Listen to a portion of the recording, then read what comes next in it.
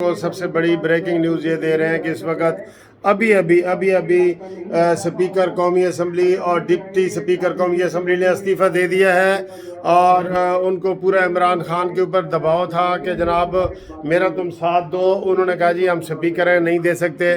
तो अभी ये खबर आई है, बिल्कुल ब्रेकिंग न्यूज़ आई है कि स्पीकर और डिप्टी स्पीकर ने इस्तीफ़ा दे दिया है, लेकिन वो जुर्म के मुर्तकिब हो चुके हैं, उनकी गिरफ्तारी भी हो सकती है। ये खबर आ गई है जी, स्पीकर डिप्टी स्पीकर के कौमी असम्बली से मुस्ताफ़ी हो गए हैं और स्पीकर डिप्टी कौमी इनका मुस्ताफ़ी होने की कोई नहीं, असल तो वो मनहूस मुस्ताफ़ी होना जिसने सारे मुल्क में ये हालात पैदा किए हुए हैं। मानी मेंटल ने, वाकई वो मेंटल है, नफसियाती मरीज़ है, उसको गिरफ्तार कर लेना चाहिए था। पहले ही मैंने कहा था कि फ़ौरन गिरफ्तार कर लें।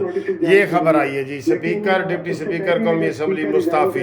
ये अभी ये आ रही है, टीवी के ऊपर आ रही है, देख लें, ये ब्रेकिंग न्यूज़ के तौर पे आ रही है। सुप्रीम कोर्ट से किसको कंटेक्ट नोटिस देगी और किसको बुलाएगी ये देखना पड़ेगा।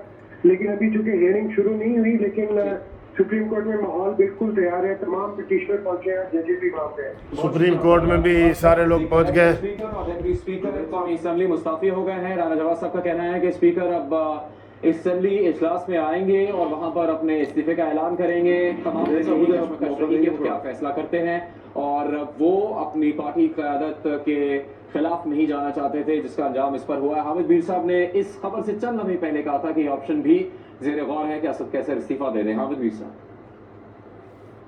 जी, अब असद कैसर साहब जो है वो इस्तीफा इसलिए देंगे कि वो वोटिंग नहीं करवाना चाहते, और उनके साथ अगर कासिम खान सूरी साहब भी इस्तीफा दे देंगे तो इसका मतलब है कि ये दोनों वोटिंग से इनकार कर रहे हैं। जो पैनल ऑफ चेयरमैन है उसमें 3-4 और भी शख्सियात हैं, तो कोशिश ये है कि 12 बजे से पहले वोटिंग करवा दी जाए। लेकिन अब असद कैसर साहब जो हैं वो अगर इस्तीफा देंगे हाउस में जाके तो उसमें काफ़ी टाइम लग सकता है। लेकिन कोशिश ये की जा रही है, जो असम्बली का स्टाफ है, जो नेशनल असम्बली का स्टाफ है, उसकी तरफ से उस